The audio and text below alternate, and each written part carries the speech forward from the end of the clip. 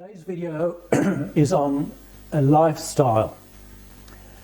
Some people call it diet. I'm on a Pritikin diet, I'm on this diet, I'm on that diet, I'm on a CSIRO diet.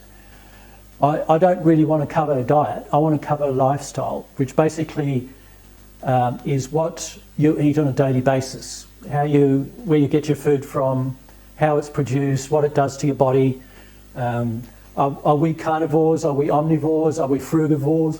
What's our physiology tell us about what sort of food we should eat? The length of our intestines, the length of an intestine of a lion or a dog.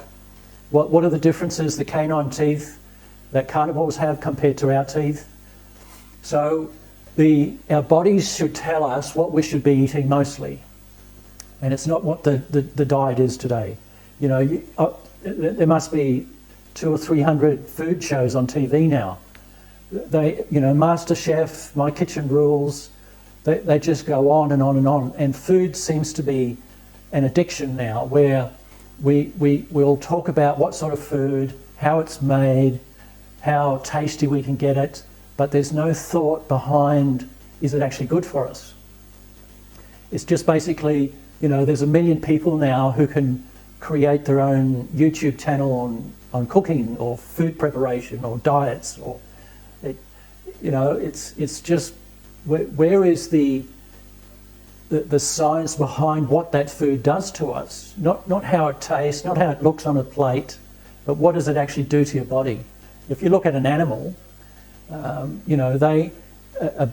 bird like a parrot will eat certain seeds, and that's what they're made for. They don't think about their body, they don't think about nutrition. They just are programmed to eat that food, and that's all they'll eat. And they don't have illnesses like we do. So the issue is that we are facing now is that we think we can eat anything. We are omnivores, we can eat protein in the form of meat, we can eat dairy products, we can eat anything we like, and it's fine. So, you look back at the rate of illness, it's just skyrocketed since the 1980s. Obesity, heart disease, cancer, diabetes, it goes on and on. And we think we can just eat whatever we like, and it's hereditary, it's in your genes, there's nothing you can do, so just eat and be merry. Well, that's not true. That is absolutely not true. You can cure lifestyle diseases, and it's not that hard, but you have to change. And people changing diets or lifestyles is incredibly difficult. They just can't do it. The food is so addictive. Protein is so addictive. Dairy products are so addictive. To me, it's on the scale of heroin, on ice, on meth. People can't give it up. It's an addiction.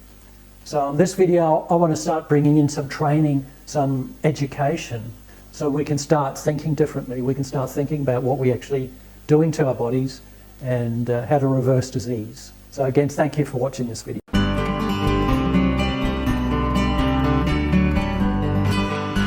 Let me tell you about the man who first opened my eyes. Just like many of you, thank you, Jeff Nelson, many of you, I had the opportunity to open your eyes so that you could see such an obvious thing, that what you eat causes health or disease. Let me tell you how this happened to me. I was a senior medical student. I was going to all these lectures at noon where the real doctors would talk about diseases, chronic diseases, and they talk about the signs and symptoms of diseases and how there's probably a gene related to them, and we can give this drug to help the signs or symptoms. But I felt helpless as a medical doctor because they never taught me about how to prevent chronic disease like arthritis or cancer or heart disease, and they certainly never taught me how to treat it. And then at this one noontime conference appeared a presenter. I had no idea who he was, but he changed my life. His name was Dr. Dennis Burkitt. He was a surgeon. He was trained in Edinburgh, Scotland. And after his training as a surgeon, he left with Alex Walker and Clive and a few of his other buddies, and they went to Uganda, Africa, to help people in Uganda, Africa. And he stayed there for 17 years and became the head of ministries of health of Uganda.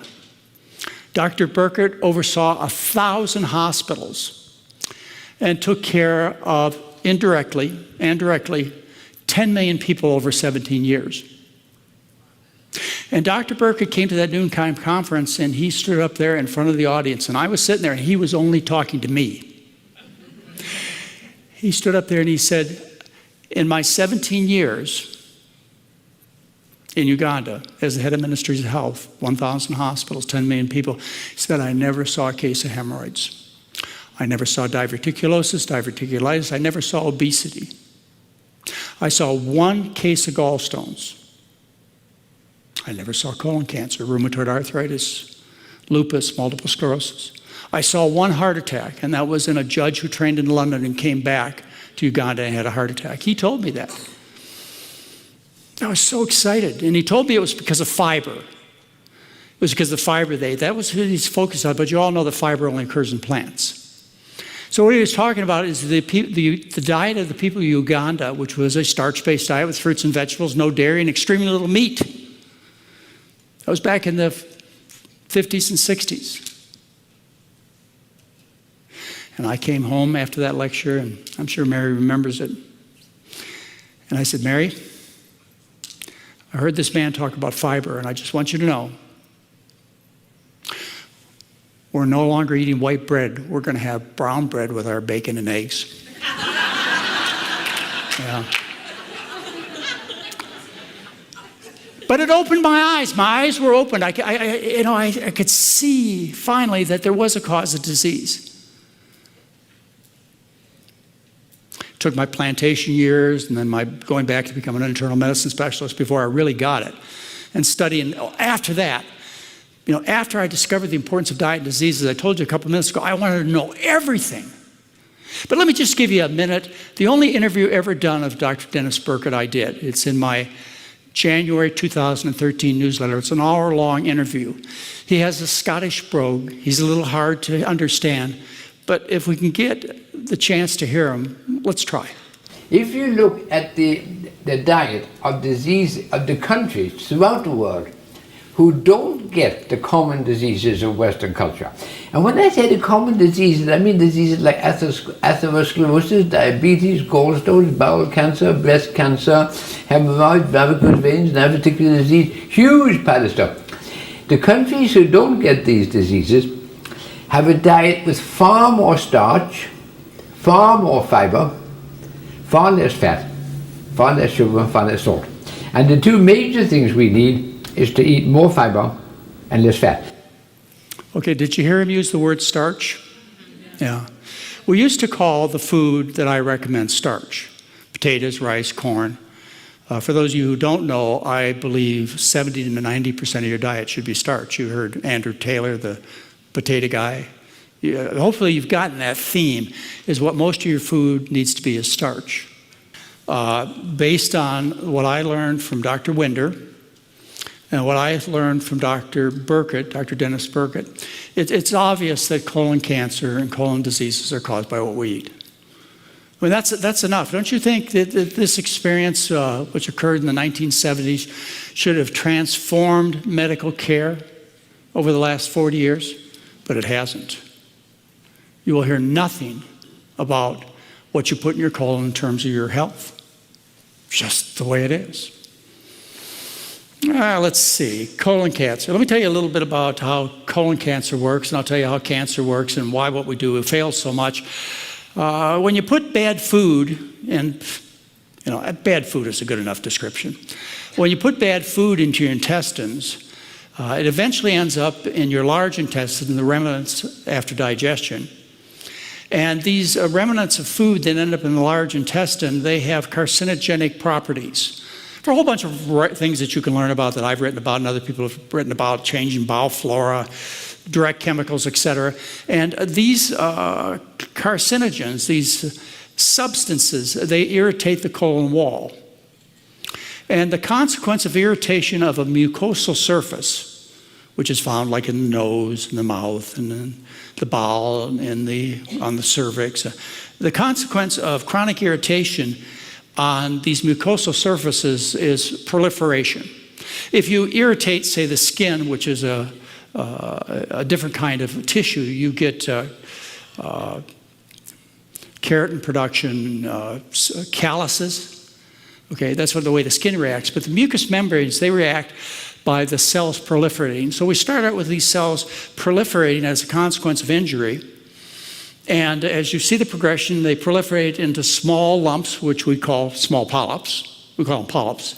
And then they get into bigger polyps. It takes about 15 years of irritation for the colon to turn into a polyp big enough to be a colon cancer. It takes about 15 years. And then after it becomes a colon cancer, it goes into the bloodstream, the venous blood, the cancer cells. You don't even know you're sick. You know, you've got a little thing inside your colon, a little polyp that may be half an inch in size. And it becomes cancerous, and then the cancer cells go into your veins, and then they spread throughout the rest of your body. And it takes about another 15 years to kill you. So once you get that timeline, is on average it takes 15 years to turn into a cancer and another 15 to kill you. All right, you have to keep that in perspective as we do carry on our conversation. So let's take a look at cancer in general: prostate cancer, colon cancer, breast cancer. Cells get irritated, like breast cells and prostate cells and colon cells. And when they get irritated really bad, most of them die, but sometimes one doesn't die. It just gets irritated bad enough to stop obeying a basic rule of cells, which is you can't go divide at any time you want. See, cells are programmed so they divide when you grow from a little child into an adult. And cells are programmed to divide, say, if you get an injury, cut your hand, they can divide. But otherwise, they can't divide at their own free will. Otherwise, you'd be a misshapen lump in a matter of hours. Let's look at just for this demonstration, let's consider this a cell in the prostate or breast. So one cell stops obeying the rules. It becomes cancerous. A breast contains 100 billion cells. One breast. Two breasts. Okay. A prostate contains 100 billion cells. So you have one cell that becomes cancerous, and it starts dividing at its own free will. And the average dividing time is every 100 days. We know that. You can look at all this science if you're interested. We've known this since the 1950s.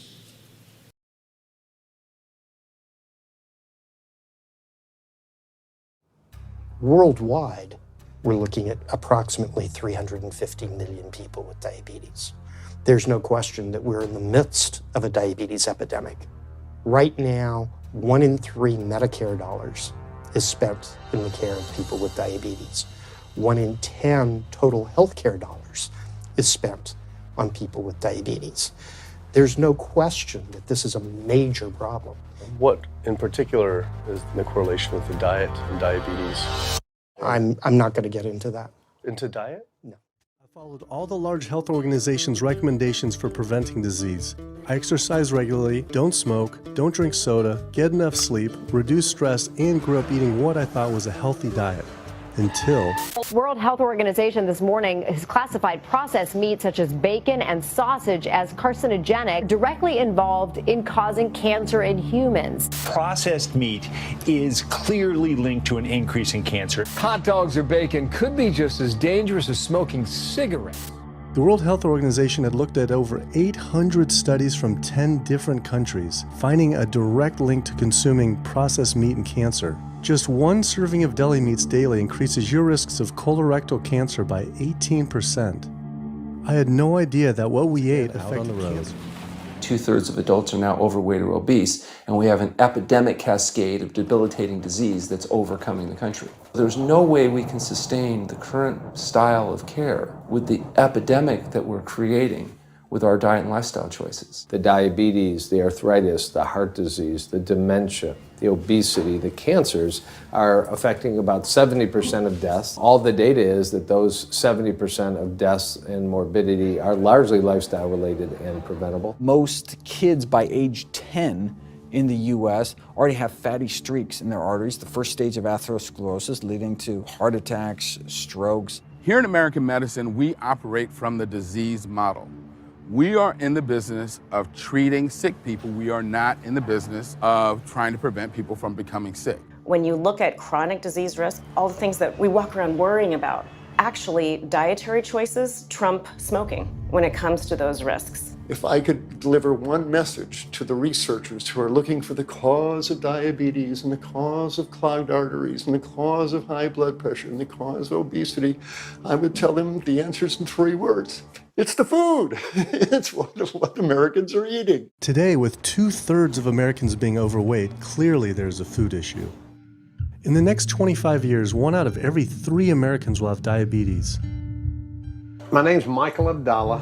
I'm from Atlanta, Georgia, and unfortunately I was diagnosed about 10 years ago with diabetes, and 8 years ago I had 2 stents put in. I don't know where to go, I don't know what to do, you're just like out of options and you don't know what to do. You're taking medicine, you listen to this doctor, and the cardiologist says take this, and the endocrinologist says take that, then your general practitioner doctor says you don't know what's going on here. And it's a real challenging thing, and it's something that you don't want to get it. You just don't want to get it. Government and media. Thank you, Jeff. Thank you. Thank you, Jeff. Thank you. And thank you to Jeff and Sabrina for putting on a wonderful conference. Can we thank them? Thank you for all you do. Thanks for inviting me to come back. I want to talk about cheese. Can foods be addicting? There were some researchers at the University of Michigan, and they brought together 384 people, and they said to them, which foods give you problems? And what they meant was, which foods do you have trouble cutting down with? Which ones cause you to lose control? And just, even when you're full, you're still having more, and it just can't stop. Well, the number 5 food was ice cream. Number 4 was cookies. Number 3 was chips. Number 2 was chocolate. And number 1 was pizza. And I'm going to argue that it's not the olives. And it's not the crust. It's something about that gooey cheese melting all over it and piling higher. And is this not true? When you talk to people who go on a plant-based diet, they say, this is really great, except I really, really miss cheese. What is it about this? What's going on here? But you might love cheese, but it doesn't love you back. And I'd like to talk about that in this hour.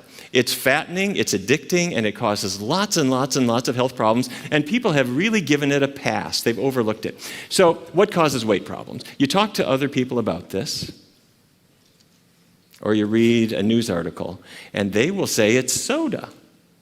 It's sugar.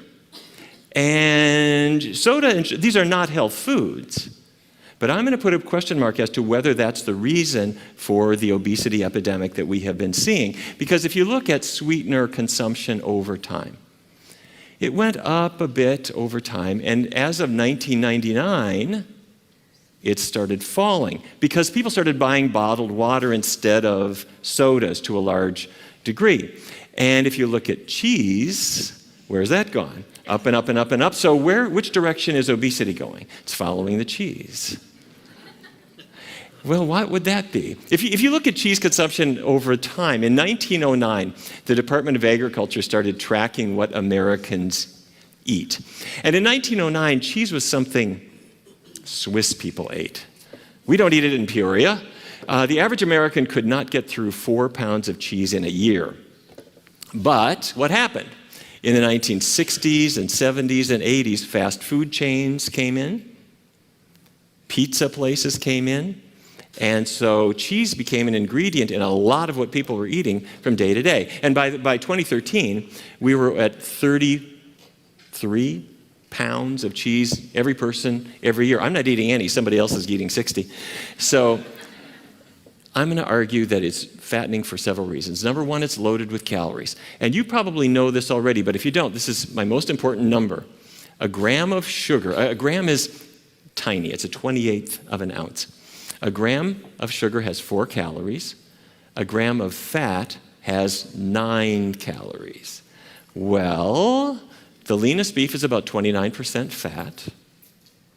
Chicken, not much better, about 23. Fish vary, some are lower, some are higher. But if you look at plant foods, they're pretty low in fat, which is why they're not very high in calories. So where is cheese? 70% fat. If it were any worse, it would be Vaseline. So, okay, there is Coke Zero, so you could actually have a soda without any calories at all. But is there Cheddar Zero? I don't think so. All right. So, secondly, fat in foods adds easily to your body fat. Here's what I mean. Let's say you ate a little bit too much bread. Would that go to body fat? Not really, at least not at the beginning.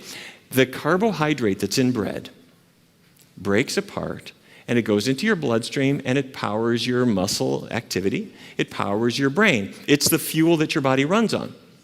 Let's say I overdo it. I eat a lot more. Let's say I'm an athlete and I'm carbo loading. I'm eating lots and lots of bread and pasta. Does it go to fat? No. The reason athletes eat it, so much of it, is because it goes into their muscles and is stored as glycogen, which are batteries that you need when you're active. Also in your liver, the glycogen is stored there too. Now, theoretically, you can build fat from carbohydrate. But even if you ate the entire loaf of bread and it was more than you needed and your glycogen stores were all filled, if you made fat from it, even that, to make bread into fat is hard for your body. And it uses up about 25% or so of its calories just to try to make it. Now, on the other hand, cheese can go very easily to fat because it's already fat. It doesn't really require much of any conversion. You eat it, it goes into your blood, stores as fat. Very simple. Okay? Number 3. Fat slows your metabolism. Here's what I mean. This is a muscle cell. And the reason I'm showing you a muscle cell is you hear people say, don't lose your muscle mass. Your muscles are your calorie burners. You know what I'm talking about?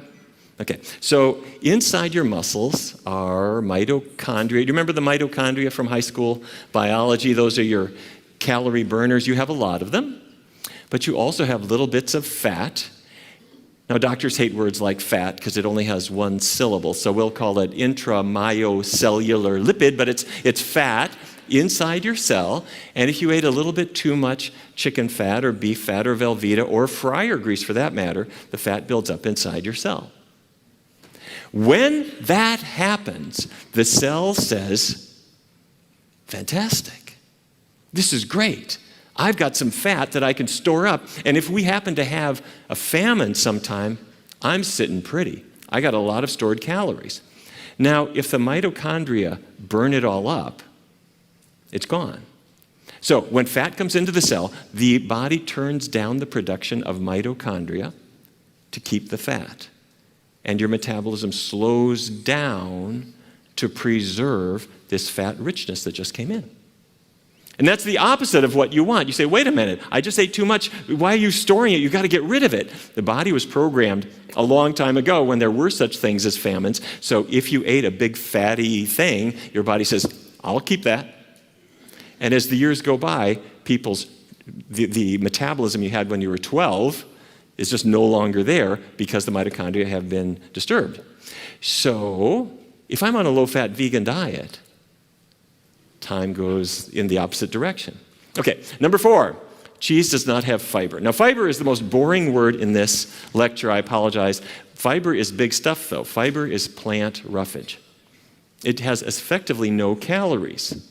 And so when I eat high-fiber foods, it fills you up, makes you think you've eaten a lot of foods, but the fact is you haven't really eaten very much. So fiber tricks the brain into thinking you ate a huge amount of food. But Velveeta it's not a plant. It has no fiber at all, so every last calorie in it you get, okay? So here's the fiber. Baked beans have 5 grams, broccoli and other vegetables another 5 in a cup. An apple has about 4, oranges 3, bananas, brown rice, 4 grams. But cheese, none. Yogurt, none. Milk, none. Meat, none. Animal products don't have fiber. Okay, very simple. And fifth, a lot of people are not aware of this. Cheese has a lot of sodium. It's one of the highest salt foods that there are. And it adds water weight. And so you can build up a couple of pounds of this. Now, an orange has sodium, about 1 milligram in a typical orange. An apple, about 2. A cup of brown rice, maybe 20 or so. A potato, 13 milligrams of sodium in a typical potato. Potato chips have the sodium added, and they're up at 330. One serving of cheddar is 350, and a serving of Edam is 500, and Velveeta weighs in at over 800 milligrams of sodium in just one single serving. Okay, so why is cheese fattening? It's high in calories. The fat adds to your body fat. It slows down your metabolism day by day. It doesn't have any fiber at all to control your appetite, and it adds a little extra. It has a lot of sodium, so you're carrying 2 or 3 extra pounds of water, just making your knuckles a little bit smoother and making you feel heavier and bloated. Okay. Southeast DC has one of the worst obesity rates in the country. The food that you put in your body can either heal you or kill you. On a Saturday morning, the Ward 8 Farmers Market is a small oasis in an otherwise barren food landscape. Know what you're doing now. Yes. Lauren Vonderpool, a Washington, D.C. native and vegan chef, is giving a demonstration, teaching residents how to make a raw food salad. So, this is a raw food dish, and now raw foods are good because when you cook your foods, a lot of times the enzymes and the nutrients are released into the water. I was born in Washington, D.C. I was raised in a food desert, and people just don't know. People just don't know. They haven't been exposed. They haven't left Southeast. We're done! They're used to what they've been exposed to.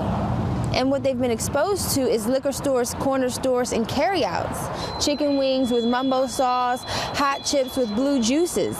If all else fails you and you can't find the small jugs of the blue juice, we always have access to the gallon of the blue juice. Look at that. So that's a gallon of blue juice. Snow Mountain. Ridiculous. Artificially colored and artificially flavored.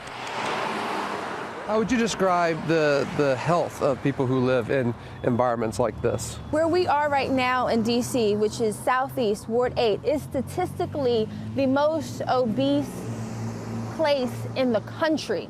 There's something wrong with that being in the nation's capital, something extremely wrong with that. What I find is that when you're eating foods and there are no nutrients in it, you're going to want to eat more because your body is not recognizing the nutrients that you're needing. So you're going to keep on eating. Your body's intelligence says, well, let me keep on eating to try to get some of these nutrients, but you're not getting any of it because you're eating fried foods, you're eating dead foods, you're eating foods that have no life. 1,000 animals being killed every minute in the UK, that doesn't really mean anything until you see examples of how it happens, the way that each individual animal struggles and fights for its life, the way in which they're killed, the look in their eyes and how their bodies move. It is hidden from us, and it's hidden from us for a reason because it is horrific and it is abusive and it is unjust.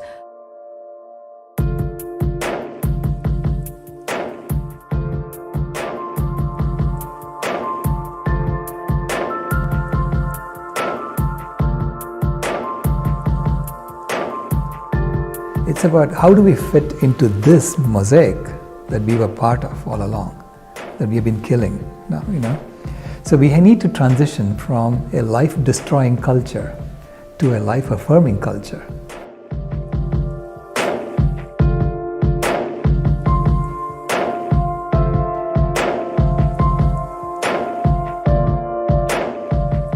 So what bothers me is that, I have a young daughter who's 12 years old, and I just don't want her to live in a world with no elephants. I don't want her to live in a world where there are no coral reefs, but I don't want her to spend the last part of her life in the late 21st century wondering about all those wonderful organisms that we've lost. It would be so sad to bequeath that to the next generation, the generations that follow, and they will never forgive us.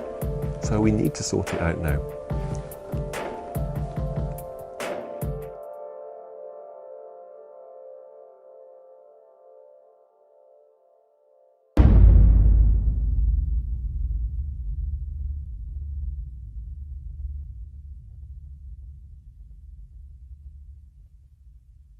Global drive for eating animals is extremely destructive to the planet. It's one of the leading causes of water consumption.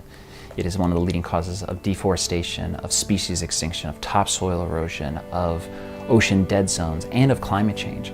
So this shift towards eating more and more meat as our population has grown is having an incredibly destructive impact on our planet.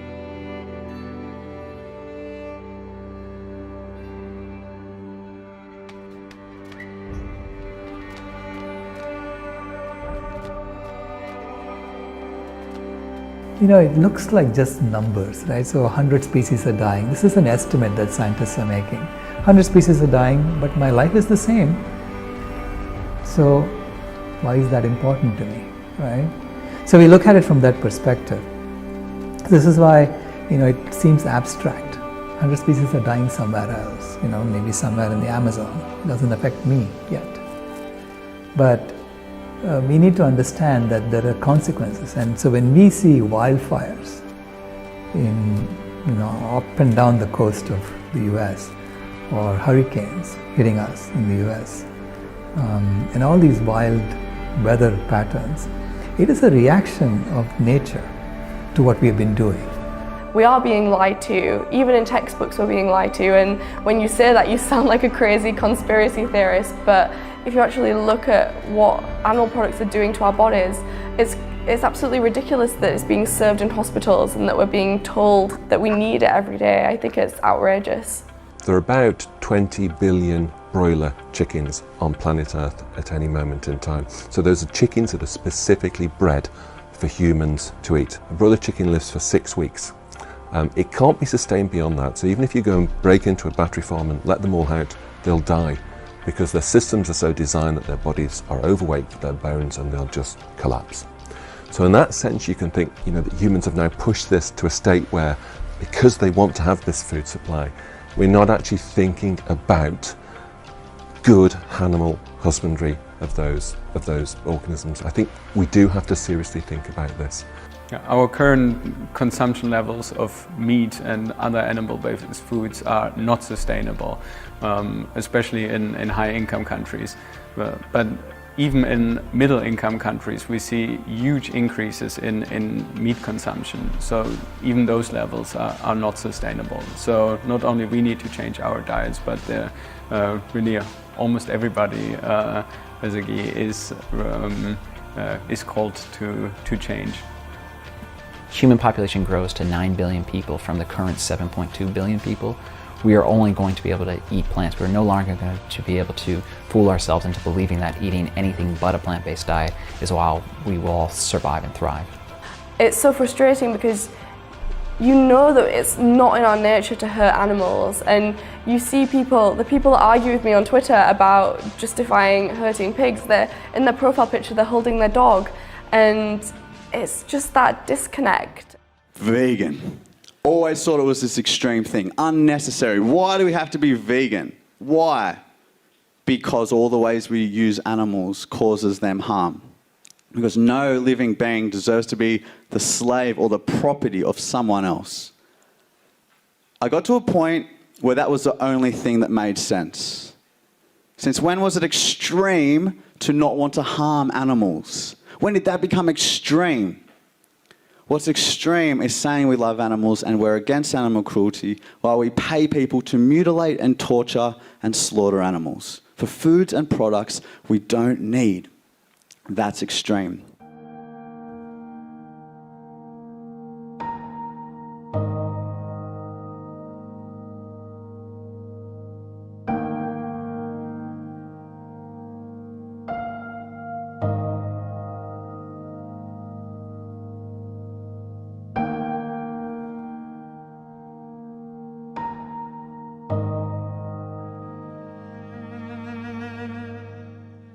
Here today to bear witness to 6-month-old pigs going to slaughter in Manchester. So what we're doing is gathering footage of them, just kind of checking on their welfare and trying to shed some light on what's happening here and the scale of what's happening.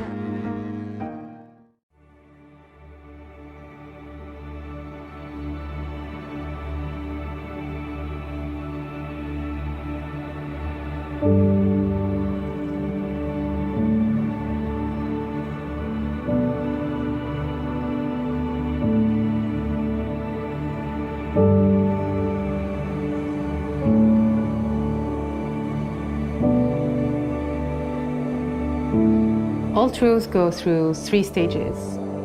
First, it is mocked and ridiculed. Then it is violently opposed.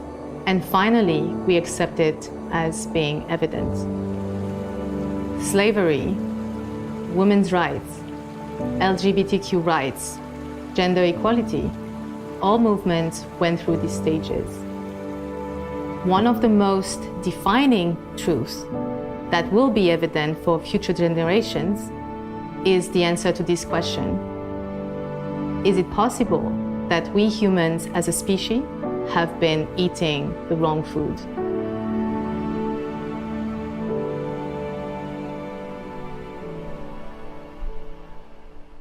I was 16 when I traveled with my school overseas for the first time.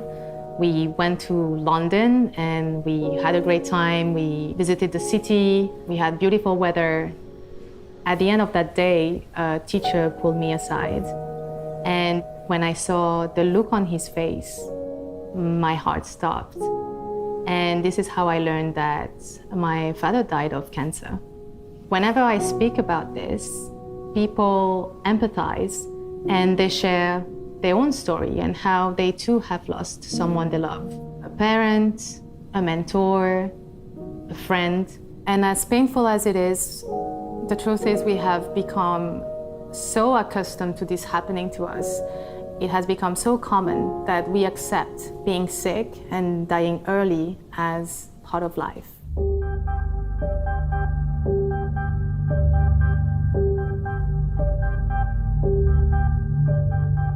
Throughout my younger years, I was quite a sick kid, and I spent many years of my life in hospital, and I was just really, really weak. With nephrotic syndrome that I had, it required me to be on a whole host of steroids that really stunted my growth and also made me obese. And I felt really, really unconfident in my own skin because I always remembered when I was younger, I always wanted to kind of tuck in my shirt, but I couldn't tuck in my shirt. And I remember when I was in primary school, my friends and my classmates used to call me a double scoop ice cream with a cherry on top. I still remember those days where, you know, all these guys were playing basketball and badminton and everything, and there I was, this fat kid that just wanted to kind of fit in. I remember watching Commando and Rambo 1, Rambo 2, Rambo 3 and looking at Sylvester Stallone and Arnold Schwarzenegger and looking at those guys. Man, I want to look like those guys. So I think that's how I kind of really got, all right, I want to start going to the gym and start to train. And so I went into the local gym just to start doing weight training. And of course, being a teenager, you just wanted to grow biceps and chest and nothing else. So that's all I did. I was always focused on protein, just getting big. And I was literally having like 5 to 6 kilos of meat per week. So we had like a chicken day, we had a fish day, we had a pork day, we had beef day.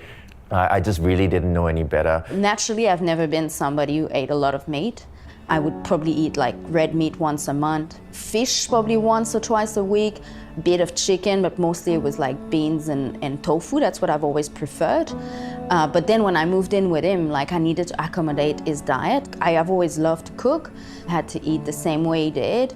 My digestive system was really bad. I felt I was retaining water. I felt like, yeah, I really didn't feel my best. and it was just, I remember training in the morning, like super early morning, and just feeling so lethargic. But because what I had, like I had like a steak for breakfast. 5 a.m. we heated up a strip of steak with a knob of butter. Because we believed that carbs were bad. And I still remember when we went to the cafe and we had our bacon and eggs and we saw someone across eating fruits. And we're like, oh, look at that there's person. So much sugar in there. So it was just, we were just like, I don't know, we were just stuck in our own ways.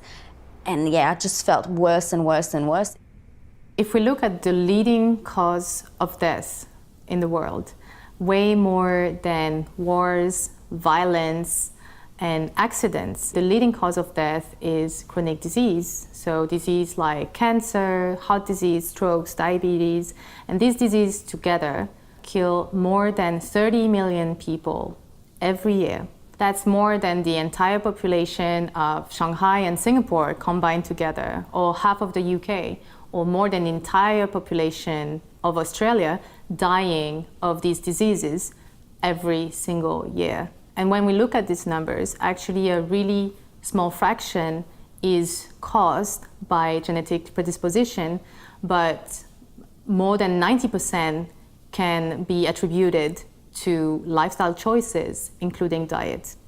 So here we are, running around, desperately looking for a cure to all these illnesses when the cure is in the prevention. Recently, a few years back, the WHO classified processed meat as a type 1 carcinogen. And in fact, it becomes worse for you when you do things like put it on a grill, cook it, or have it with your deli cold cuts in a sandwich. In spite of this WHO classification, there's been very little recognition around it. It hasn't really moved the needle in terms of what's available at your grocery store or what's available on your plate when you go to a restaurant. I think the way I was supplementing was to kind of fuel a nutritionally void and highly acidic and inflammatory diet. I had a lot of joint issues. I was big. I was probably a lot bigger than I am right now, but I had a lot of joint issues. I was quite lethargic. I couldn't really run at all. I remember when the tram was right over there and I had to run for the tram, I just let it go because I said, you know, running is catabolic for my muscle mass, so I'm not gonna run. Really, in actual fact, I just didn't have the energy. Every single meal was, I felt bloated, I felt in pain. Just going for nice dates and nice places that I should have enjoyed, I was fearing going there. I knew I was feeling bad after, like it would just kill all the romance, all the fun that there should be around going to a nice place to eat, because I was just feeling so bad. So at what point did you decide to do something about it? So after about a year and a half of dating, I was like, I need to do something. And I saw on Facebook, there was a girl that I know. I just saw the pictures of her food, and it was like lots of fruits, and I couldn't believe. I was like, how can somebody just eat fruits for a meal? This is like too much sugar, it's not healthy. But she looked so good. Like her eyes were bright, her skin was beautiful. Like I was just like, I want to do what she does. I remember going to work and just buying a bunch of fruits as my lunch. I remember having like 2 or 3 bananas in a row and being like, oh my God, this tastes so amazing. I want that. And then I would say within a couple of days, most of my digestive problems were gone.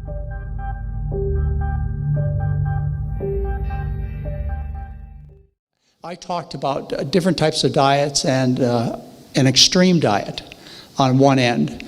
That extreme diet is the diet of the Eskimo. If you see the diet of the Eskimos, about 50% fat, 35% protein, and 15% carbohydrate. The Eskimo doesn't get energy from the protein in the meat that he or she eats. They get the energy, the fuel, from the fat. As a matter of fact, when you approach that protein level of 35% of the calories as protein, you get into a condition called rabbit starvation. People discovered this when they started living off very lean rabbits. The body actually started to fall apart with this much protein. People got sick, nauseated. And that's about the upper limit of protein that you can take in. The American diet's about 40% fat, 20% protein, about 40% carbohydrate. The diet I recommend, which is very similar to Dr. Estelson's diet, and the diet Dr. Ornish recommends, the diet Mr. Pritikin used to recommend, all pretty much the same kind of diets. It's about 8% fat, 12% protein, and 80% carbohydrate. Now, at the other end of this extreme is something called the Kempner diet, which I'm going to talk to you about. This is as opposite as you can get to a low-carb diet or a diet consumed by the Inuit Eskimos. And the Kempner diet is 5% fat,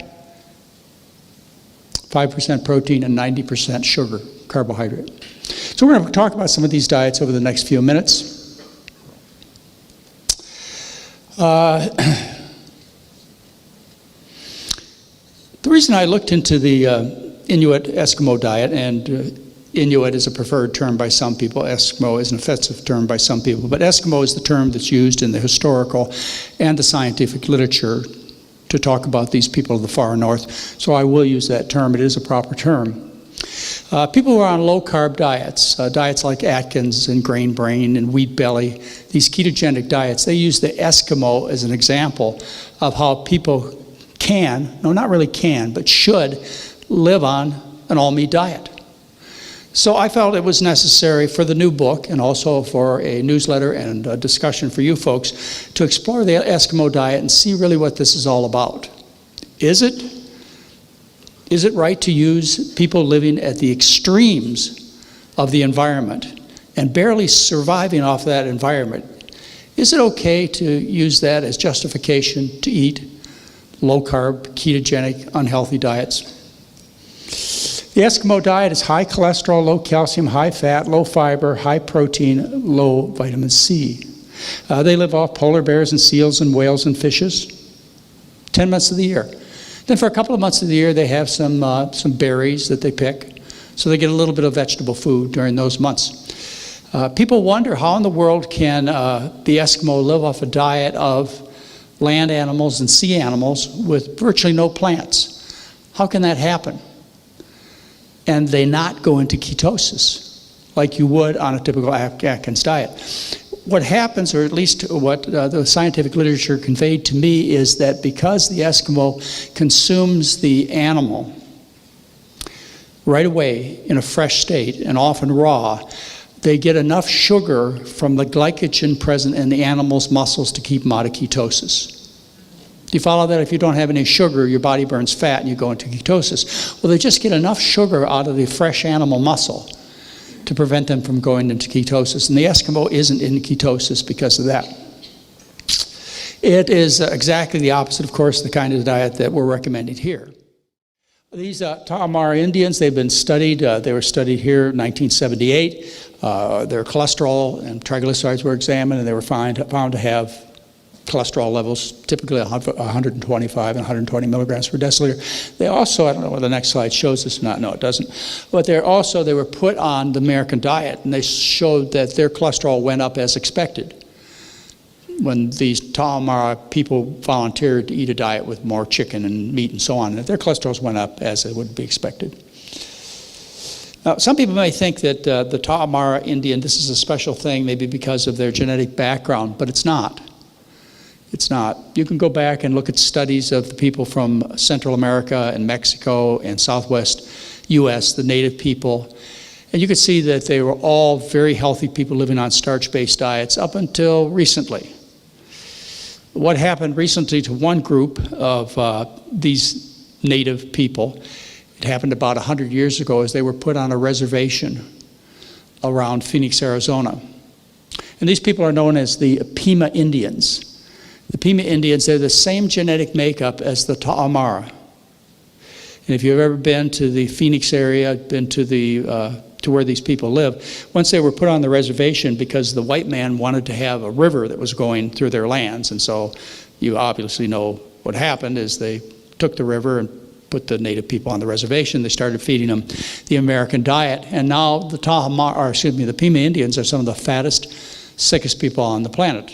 Over 60% of them have diabetes, over 60% are obese. They have similar rates of gallbladder disease. They're just very, very, very fat, sick people because they're fed the food the U.S. government gives them. And their genetic identicals, the Tarahumara and the Copper Canyon, remain in phenomenal health with no heart disease, diabetes, or gallbladder disease. The Kenyans, I talked a little bit about the Kenyans. The Kenyan runners have placed between number 1 and 4 in all long-distance athletic events since 1987. I told you last night, someone told me in the Chicago Marathon, they took the top 3 places. I know the Boston Marathon, the winner of the female division was Kenyan. The Honolulu Marathon about 9 months ago was won by Kenyans.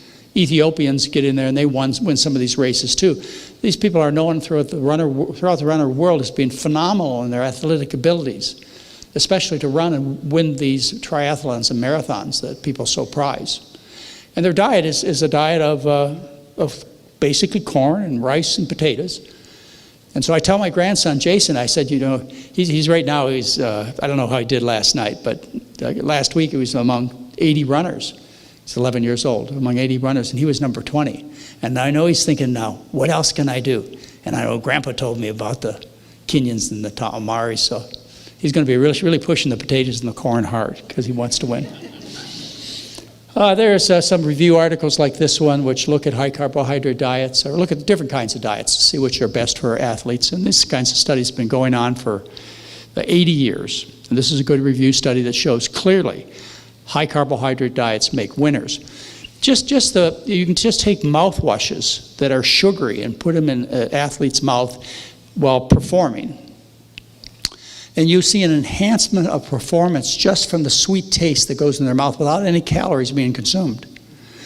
Our body is set up to respond with energy and activity from carbohydrate, from sugar.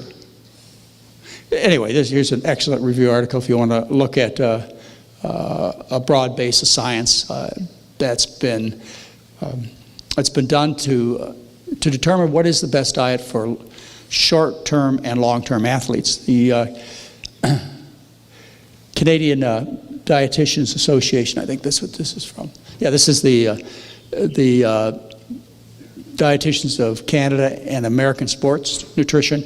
They got together and put together a similar summary paper on what is the best diet for athletes, and the conclusion, as it should be, as it always has been, even though these low carbers are trying to paint a different picture, is that you run best on the fuel that human beings have always lived on, a high carb diet.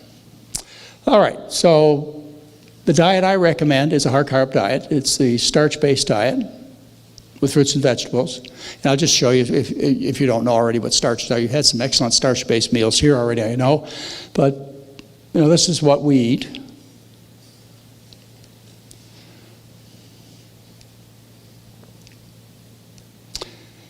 I was talking to Mary, my wife, this morning, and even though she's out traveling today too, she said, I think I should probably put some beans in the crock pot for us for tonight. That's a typical meal we have. She'll cook various kinds of beans. There must be hundreds of kinds of beans, but I know in our pantry there are at least 25 different varieties of beans, and she just takes the crock pot out, throws whatever variety of beans and water together, cooks them, sends me down to the garden. I get some kale out of the garden. Not too much, remember the thallium. Plus our garden is grown with clean soil. Throw a little bit of kale, a little bit of leftover tomatoes that we have from our gardens this year. We had good gardens this year. And we'll have that along with some fresh baked whole wheat, no oil bread, or some rice. And sometimes she'll make it as simple as buying frozen rice, frozen brown rice. Comes in plastic bags, and she'll throw that in the microwave and heat it up. So the kind of meals that we have, I would guess Mary dedicates somewhere between 3 and 4 minutes to preparing them. And they're phenomenal. You throw a little sriracha sauce over the top, and that's typically how we eat. Sometimes we'll have sweet potatoes and broccoli. Our meals are quite simple, and they serve us well. And you should too. When you think about your meal plan, especially those of you who are new to this, sometimes it becomes overwhelming. And it's not supposed to be. All these populations of people we've been talking about through the past, they've eaten the same thing 3 times, 4 times, 5 times a day. They have a starch in whatever fruit or vegetable is available. And you should do the same thing. You should pick a couple of things you like. And just have that every day, over and over again. Every day, our meals, every day Mary makes oatmeal. She puts blueberries on top. That's what we have every morning for breakfast. And then for lunch, we usually have leftovers, or as the man mentioned, Dr. McDougall's salty soups. They really aren't very salty. Their salt content is 480 milligrams compared to 1,400 milligrams for the typical raw men. But we'll have a soup or leftovers. That'll be our typical lunch. And for dinner, we'll have, Mary will make a soup out of various vegetables and beans, or have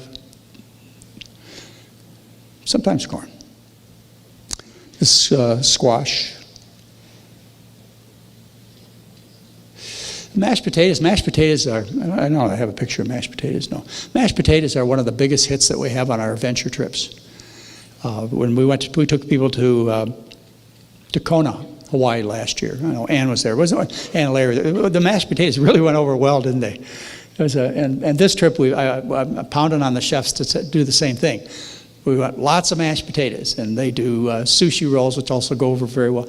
I'll tell you, Ann and Larry, the array of foods they brought out, and the chef, his descriptions. He started describing to us what what the meals were, and it's almost like a song the way the guy presents it. He loves it, and after he did that for Mary and I for the sample meals that we got, I asked him, Of course, he accepted with great enthusiasm and pride. I said, before every meal on our trip that we have coming up in January, I said, will you do this? And a big smile on his face. And you'll have some amazing stories on how he put together the foods.